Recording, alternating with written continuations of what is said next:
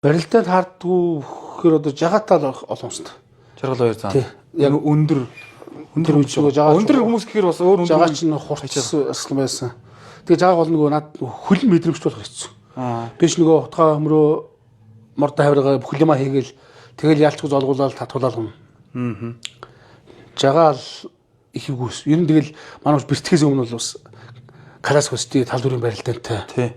Юу юугүй хүнд гарын үзүүрээр явчихгүй. Тэгээ өөрөө гар сайтай, хөл сайтай тэр хүнч тэгэл том штий бас. Тий. Тэгэл улсын наадамд яг л 5 мөхөөс жагаа маань авсан. 6-гийн даван. Тий, би ч бас яг л тантай тунчих юм болов ухааны бодсон усах доо. Тэгсэн чинь тэгээ жагаа. Тэгээ жагаа аваад тэгэл үндэ боломж олгоо. Яг ингэ зогсож өдрсөн.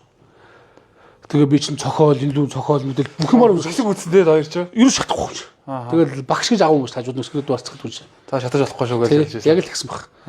Тэгээд би чинь баг хацгаас устдаг хийж байгаа шүү. Цохоолнуудээ ерөөсөө шатаагаал нэг хоёр сугын яаж иж байгаа л онгойлгочихгүй.